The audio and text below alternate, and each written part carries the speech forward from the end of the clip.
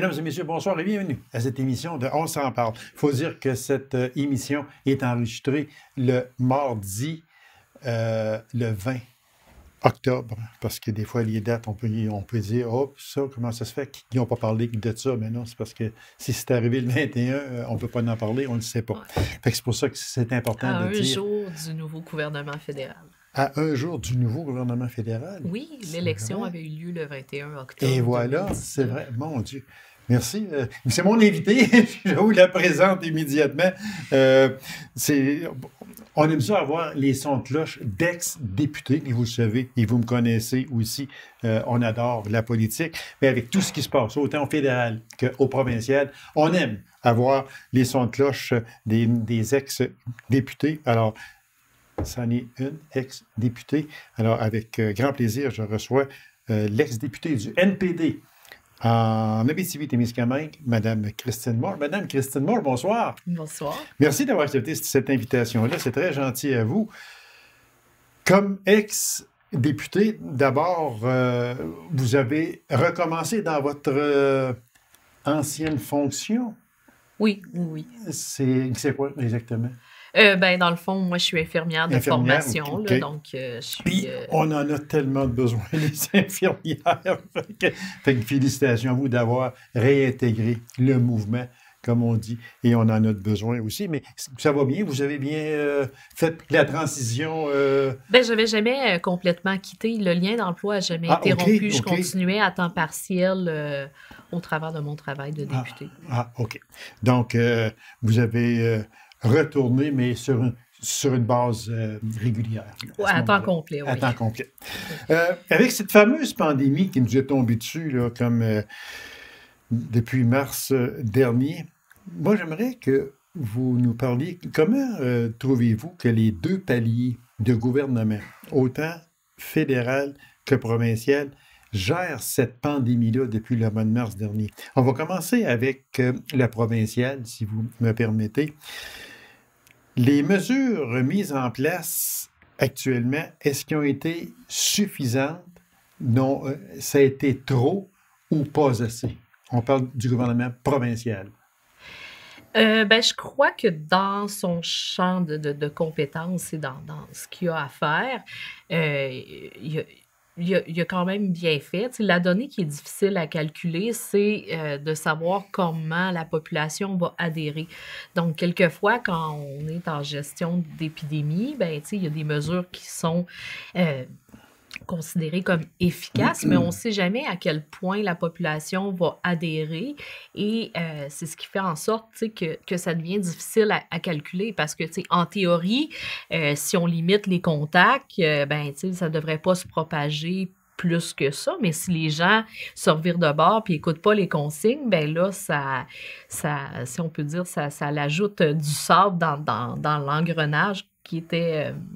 comme c'était supposé de se passer. Fait que c'est ce qui est difficile à calculer dans tout ça, c'est le respect des consignes. Des règles et des consignes. Oui, puis il reste aussi que le gouvernement provincial avait hérité d'un réseau de la santé qui avait subi beaucoup, qui était déjà très affaibli par rapport à la réforme Barrette. Fait que pour lui, il partait pas dans une situation où il était frais et dispo avec tout, si on peut dire, tout le monde qui est prêt à affronter la crise. Il partait déjà avec un réseau affaibli, du personnel essoufflé, fatigué. Fait que c'était une difficulté supplémentaire. Ça a pris une telle pandémie pour vraiment s'apercevoir que le système de santé était faible, avait été affaibli, et vous l'avez dit, avec la réforme Barrette. Puis ça a été malheureux de dire que dans les CHSLD, on a vu l'horreur, il faut le dire, qu'on ne connaissait pas avant. Ça a pris une pandémie atroce pour nous mettre les trous vis-à-vis des yeux, ou les yeux vis-à-vis des trous, comme vous voulez. Mais c'est là qu'on s'est vraiment aperçu que ce n'est pas seulement dû à la réforme, mais en grande partie, on s'est aperçu que là, ça n'allait pas du tout. Oui, je crois que la pandémie a fait basculer présentement, les employés, les gens qui sont sur le terrain essaient toujours malgré les difficultés qu'ils vivent, de trouver des solutions. Les gens sont vraiment dévoués, fait qu'ils essayent de trouver des solutions. Mais la pandémie, en particulier dans les CHSLD le Grand Montréal, ce qu'il a fait, c'est qu'ils n'ont plus été capables de compenser. On a atteint le point où est-ce que de compenser, c'était juste plus possible. Et c'est ça qui a causé la rupture. Quelquefois, on réussit à trouver des solutions, on s'implique davantage, on travaille en temps supplémentaire, mais on a malheureusement atteint le point de rupture. Exactement. D'après vous, au moment où l'on se parle, là, on est entré solidement dans la deuxième vague, mais est-ce que le gouvernement Legault a été à la hauteur des attentes de ses contribuables depuis le mois de mars dernier? Je dirais que pour la plupart des gens, oui, dans le sens où est-ce que, la plupart des gens sont conscients que de gérer une pandémie mondiale, ça s'est jamais produit dans les 100 dernières années. Et je crois qu'il y a plusieurs personnes qui n'ont pas confiance que quelqu'un d'autre aurait fait mieux. Oui, la plupart des gens admettent les problématiques, mais quand les gens qui émettent vraiment une position réfléchie sur la situation sont quand même corrects avec le gouvernement de François Legault. Ils comprennent que c'est une situation extrêmement difficile et qu'ils ne partaient pas dans le meilleur des situations. Non, absolument pas. Parce que on confinait, on allait tranquillement, mais on confinait. Puis, ça passait quand même assez bien. Le message passait aussi assez bien parce que c'était tout nouveau pour tout le monde. Comme M. Legault se plaisait à dire, on construit l'avion en vol. Fait que c'était à peu près ça. Sauf que dans les mesures disciplinaires, dans le confinement, est-ce que ça a été, selon vous, trop sévère? Dans le sens que là, quand on est arrivé au mois de mai, ou à peu près, on s'est mis à déconfiner. Il y en a qui disaient, oh, ça va trop vite, là, ça va trop vite. Mais dans l'ensemble, est-ce que ces mesures-là ont été trop sévères ou justifiées? Les mesures étaient adéquates avec le contexte théorique à l'époque. La particularité ou la problématique qu'il y a, c'est tout le temps le respect des gens puis l'adhésion des gens. Les mesures font du sens quand on regarde ce qu'il y en est, mais si les gens ne respectent pas les consignes, c'est là que ça devient compliqué. Si on émet une consigne pour dire qu'on veut restreindre les rassemblements à 50 personnes, puis pendant ce temps-là, il y a des gens qui continuent à faire des rassemblements à 300 personnes où personne ne porte le masque. Un bingo, puis on fait entrer 250 personnes dans une salle. C'est ça. C'est devenu difficile. C'est le facteur qui est le plus difficile à gérer. Et plus on avance dans le temps, plus les gens sont difficiles à faire adhérer au respect des mesures. Plus on avance dans le temps, c'est soit que les gens les ont compris, les appliquent, puis il n'y a pas de problème, ou soit que les gens ne veulent plus rien savoir. Puis là, ça devient plus difficile. Est-ce que vous pensez que aujourd'hui, le message passe un peu moins bien, soit par le premier ministre, M. Legault, le ministre de la Santé, aussi avec le docteur Arruda. Est-ce que vous pensez que les messages aujourd'hui passent moins bien que le printemps dernier? Oui, mais c'est une question, c'est pas en fonction des personnes, c'est vraiment une question de temps. Là, ça fait longtemps qu'on est dans les pandémies, les gens ont peur de retourner en confinement, peut-être? Les gens, c'est soit que c'est une donnée acquise, le respect des mesures, ou c'est soit que les gens ont atteint une espèce de point où est-ce qu'ils n'écoutent plus, qu'ils n'en tiennent plus compte, puis que c'est très difficile de les ramener dans l'autre direction, de les ramener à adhérer aux mesures de santé publique. Donc, plus on avance dans le temps, plus les gens se sont forgés une opinion sur si oui ou non c'est pertinent d'appliquer ces mesures-là. Et plus ça devient difficile de les ramener vers une autre position. Et c'est ça qui est compliqué actuellement. Exactement. Euh, Maintenant, la même question se pose, Mme Moore, concernant le gouvernement fédéral. Alors, au point de vue fédéral, est-ce que, je vous pose la même question, est-ce que selon vous, la gérance de cette pandémie par le gouvernement fédéral semble bonne? Euh, le gouvernement fédéral avait beaucoup à faire, si on peut dire, au niveau de la première vague. Et j'ai trouvé qu'il a été très lent à réagir, tu sais, en ce qui concerne, bon, la fermeture des frontières, beaucoup de... Tout le monde lui disait, ferme-la les frontières. Monsieur Legault, à mot Je caché, comprends il qu'il voulait être voulait laisser pressé. le temps aux gens de revenir. Oui, Ça, exact, ça oui, on le c'est ça aussi. comprend. Oui. Euh, mais il reste que, tu sais, même quand les frontières n'étaient pas ouvertes, les gens se disaient, je suis revenu à l'aéroport, il n'y a pas personne qui m'a posé de questions. Donc, ce qui s'est passé aussi dans les aéroports, qui est de juridiction fédérale, Mhm. où est-ce que, tu sais, même la mairesse Valérie Plante a Oui, envoyé des gens aux portes parce qu'elle n'avait pas autorité dans l'aéroport, fait voilà, qu'elle a envoyé des exactement. gens aux portes pour De respecter les ses consignes. employés de la C'est ville. Exactement. Donc ça a été une grosse erreur. Il y a beaucoup d'éclosions lors de la première vague qui sont en lien direct avec des retours de voyage, où est-ce que là, le gouvernement fédéral a vraiment manqué de leadership. Au niveau financier, je crois qu'il voulait aider rapidement les gens qui étaient dans le Oui. besoin, sauf que... comment je peux dire, la problématique, c'est qu'il a manqué un petit peu de sécurité, si on peut dire, à travers ces programmes-là. Et il y a eu beaucoup de fraude, Beaucoup, beaucoup, beaucoup de beaucoup. fraude. Donc ça, c'est un autre problème. Il faut être capable d'agir vite, mais il faut aussi prendre le temps d'agir comme il faut. Et je crois que on aurait pu certainement éviter une partie de cette fraude-là. Puis c'est probablement de l'argent qu'on réussira jamais à récupérer parce que les coûts au niveau administratif pour récupérer l'argent sont sont souvent similaires à ce qu'on va récupérer comme argent. Si quelqu'un a reçu un 6 000 ben tout ce qu'on met en heures de temps pour les employés qui vont Mhm. travailler ça, renvoyer ça au département légal et tout ça, ben tu sais, rapidement, on en arrive à des montants très similaires. Donc, il y a beaucoup de cet argent-là qui a été fraudé, qui va être complètement perdu, qu'on n'a aucune idée de où est-ce qu'il est rendu. Donc, c'est sûr que ça, c'est une autre problématique. Parce que dans l'optique du gouvernement, c'était, bon, les personnes perdent leur emploi, les entreprises ferment, les commerces ferment, alors il faut aider tout de suite ces personnes-là. Donc, on a pris un paquet d'argent, on l'a mis là, puis on a dit, on envoie ça le plus vite possible pour ne pas avoir de faillite personnelle, pour ne pas que les personnes soient prises. Déjà, les personnes étaient Mm. prises ici, pour ne pas qu'ils soient pris jusque-là. On s'est fié un peu à la bonne foi des gens. OK? Tu n'as pas droit à ça, appelle ton député, peut-être qu'il y a un autre programme pour toi.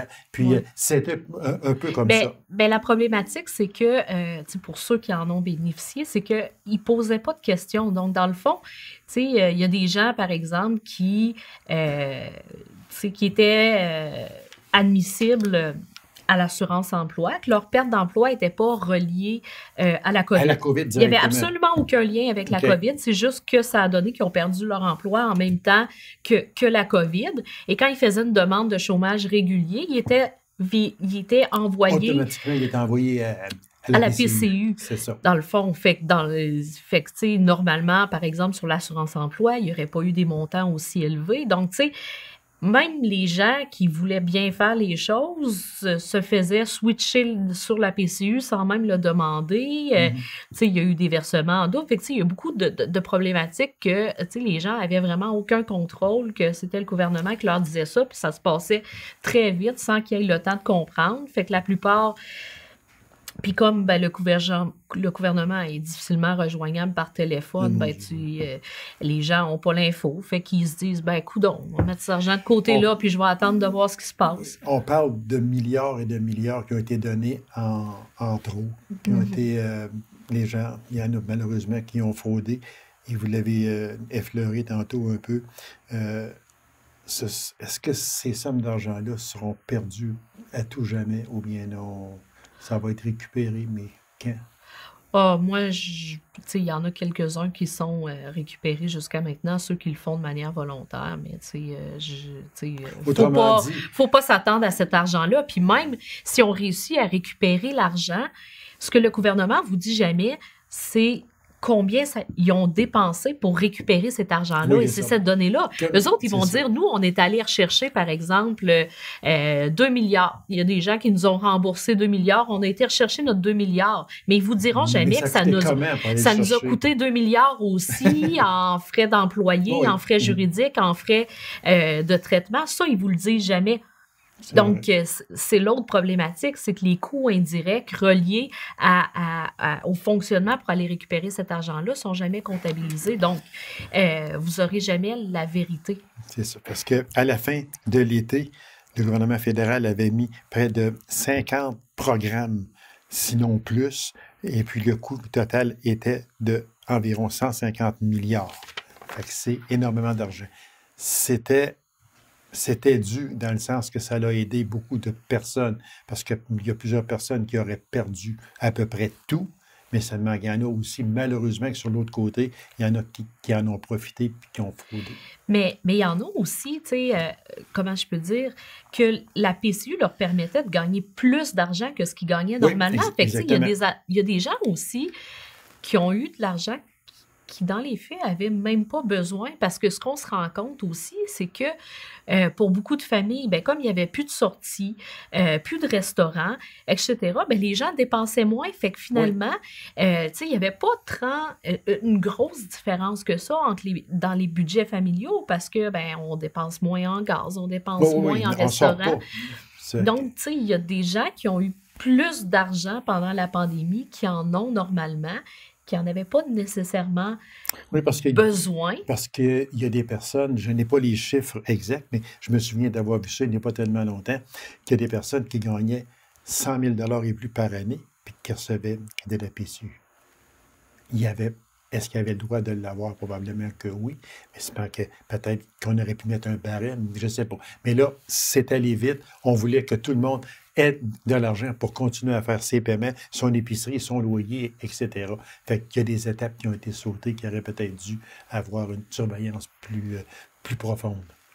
Oui, effectivement. Puis, tu sais, il reste aussi, tu sais, que ça a créé une situation, tu sais, pour les personnes qui, eux, restaient au travail, tu sais, où est-ce que là, ils voyaient les gens qui recevaient, tu sais, de l'argent, tu sais, pour être à la maison, tu sais, Oui, pour éviter, oui, tandis que eux, ben, ils étaient requis au travail dans un contexte de pandémie, dans un contexte où est-ce qu'ils s'inquiétaient pour leur santé, voilà. puis qui avaient pratiquement peu ou pas de suppléments, là, tu sais, comme quand on parle des militaires qui étaient en CHSLD, ben, les militaires qui ont été déployés en Mhm. CHSLD, en plus de leur solde régulière, ils recevaient 73 par jour en prime de risque, OK. tandis que les préposés aux bénéficiaires, ben, tu sais, ils recevaient 4 ben 8 Mhm. de primes COVID. Donc, tu sais, dans le fond, le militaire recevait, tu sais, 60 pratiquement de plus par jour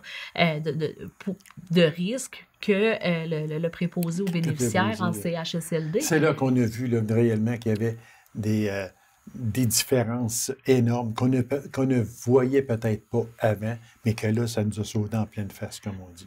Oui, puis ben, tu sais, ça contribue à la démobilisation du Voilà, personnel en santé. Et puis, il faut se exactement. rappeler que les conventions collectives sont échues depuis le 31 mars Oui, au niveau du personnel de la santé. Donc, ça aussi, c'est une autre problématique parce que là, présentement, ben, les gens qui travaillent dans le réseau de la santé, ils travaillent avec des conventions de collectives échues. Donc, il n'y a pas eu les ajustements voilà, salariaux. exactement, c'est ça. Et une dernière question sur ça, Madame Moore. On avait prévu le 31 mars un déficit d'environ 30 milliards avant la pandémie, d'environ Mhm. 30 milliards. On trouvait ça énorme. Mhm. Puis là, on va se ramasser avec un déficit entre 350 et 380 milliards, et ce n'est pas terminé non plus. Ça peut aller beaucoup plus que ça. Quand, selon vous, qui avez siégé aux communes, l'équilibre budgétaire peut être atteint? Quand, selon vous? Parce que là, c'est astronomique, les chiffres. Quand les libéraux ne seront plus au pouvoir. Oh, OK. Je veux dire, avec la stratégie actuelle du gouvernement libéral, il n'y a aucune chance qu'on retourne à un équilibre budgétaire avec le gouvernement Trudeau. Fait que vous êtes un peu après me dire que le gouvernement Trudeau dépense beaucoup, mais peut-être pas. Les montants sont astronomiques, pourrait peut-être dépenser moins. Oui, effectivement, il pourrait dépenser moins en étant plus ciblé, en prenant vraiment le temps d'analyser. Souvent, en pandémie, on rentre en mode panique, on prend des décisions un peu rapides, puis c'est pas nécessairement les choses dont on a besoin. Il reste aussi que c'était un reproche qui avait été fait au gouvernement Trudeau bien avant la pandémie. La plupart des économistes disaient, OK, on fait des déficits présentement, on a la capacité de les absorber, mais l'inquiétude que j'ai, c'est qu'on fasse ce déficit-là alors qu'on ne traverse aucune crise. De quoi ça va avoir de l'air si on a à traverser une crise? Et on le voit actuellement, le gouvernement Trudeau n'était pas prêt à affronter une crise au niveau budgétaire. On comprend que les dépenses vont augmenter, mais il n'était pas prêt à le faire financièrement. Il n'était pas capable de se tourner rapidement pour dire, bon, comment on réorganise nos services, comment on se réorganise pour faire face à une crise financière majeure. Et ça, il n'était pas... Fait qu'on va laisser ça de côté, si vous me permettez, puis on va aller avec l'élection du nouveau chef du Parti conservateur, M. Erin O'Toole. Oui. Vous m'avez dit, hors d'onde, que vous l'avez quand même bien connu. Oui, bien dans le fond, Erin O'Toole est un vétéran. Je crois qu'il était major à son départ des Forces armées canadiennes pour Air Force. Donc, c'est ce qu'il avait... lui, M. O'Toole a été élu sur une partielle de mémoire en 2012. Donc, il a été... Dans le fond, il a fait son entrée comme député un petit peu après moi. Et c'était quelqu'un qui était beaucoup impliqué sur une organisation qui s'appelle True Patriot Love, qui vient en aide financièrement aux vétérans pour des choses qui ne sont pas couvertes par le programme actuel d'Anciens combattants Canada. Donc, et vous avez travaillé avec lui? Que vous me disiez? Oui, bien, on organise des soirées de sensibilisation. Donc, dans le fond, on était beaucoup impliqués ensemble sur des projets en lien avec les vétérans. Souvent, au Parlement, quand on travaille sur des projets un peu apartisans, on essaie d'aller recruter un député dans chaque parti politique. Et comme j'étais la seule vétéran au sein du NPD, bien, c'était souvent moi qui étais sollicitée pour les activités en lien avec les vétérans. Donc, moi et son bureau, on a travaillé souvent ensemble et aussi on a travaillé sur des cas particuliers là, de vétérans ensemble. Est-ce que vous avez été surprise de son élection comme chef du Parti conservateur? Non, parce que il restait que c'était quand même... comment je peux dire, c'était un des seuls députés, un des seuls candidats qui était élu. Il y avait... En gros, au niveau du Parti conservateur, il y avait 2 candidats qui étaient vraiment probables comme chefs. Ça se jouait entre Peter MacKay et M. O'Toole. Là, tout le monde savait que... Et un peu tout le monde pensait que c'était M. MacKay aussi. Oui, mais il reste que, dans un gouvernement minoritaire, où est-ce qu'il peut avoir une élection en tout temps, de choisir un chef qui n'est pas élu, c'est toujours un gamble parce que le chef qui n'est pas élu n'a pas la visibilité de la période de questions en chambre, n'a pas la visibilité des discours en chambre. Il n'est pas là. Et souvent, les partis politiques disent, on va l'envoyer sur le terrain, fait que c'est pas grave, il va se faire connaître sur le terrain, sauf que présentement, le terrain est très limité. Donc, c'était un risque certain de choisir un chef qui n'était pas élu. Et il reste aussi que M. MacKay a quand même passé beaucoup de temps en même temps que M. Harper comme député. Mais dans le fond, ils ont contribué, M. MacKay, M. Charest et M. Harper, à créer le Parti conservateur unifié. Donc, c'est certain que... ça marquait pas une ouverture vers le futur de choisir M. MacKay. Donc, je pense que beaucoup de gens sont allés aussi vers un choix stratégique d'avoir un chef qui a actuellement un siège à la Chambre des communes. Une question à 3 volets. Est-ce que, selon vous, c'est l'homme de la situation? Est-ce que c'est l'homme qui va relever le Parti conservateur et le mener au pouvoir lors d'une prochaine élection qui peut arriver, on ne le sait pas. Le gouvernement peut être renversé à peu près n'importe quel temps. Mais pensez-vous que pour le Parti conservateur, c'est l'homme de la situation? Ben, je crois que c'était le meilleur sur la ligne de départ en tenant compte du contexte. Je dirais peut-être que ça va être un peu plus un chef de transition dans le sens où est-ce que, tu sais, oui, il peut ramener le Parti conservateur au pouvoir, mais je ne sais pas à quel point il y a le potentiel de devenir un des grands chefs du Parti conservateur. Et éventuellement aussi, il va devoir avoir une transition qui va se faire à savoir entre l'ère Harper et la nouvelle ère, qu'est-ce qu'on veut devenir. Et je ne sais pas à quel point ça va être lui qui va l'amener versus que ça va être quelqu'un d'autre. On va parler, parce que le temps passe très vite, on va parler de Monsieur Excuse. Monsieur Excuse, moi, dans mon langage à moi, c'est Justin Trudeau. Qui s'excuse à gauche, à droite pour, ça a été fait, on a parlé des Indiens, des Inuits, puis tout ça, bon, etc.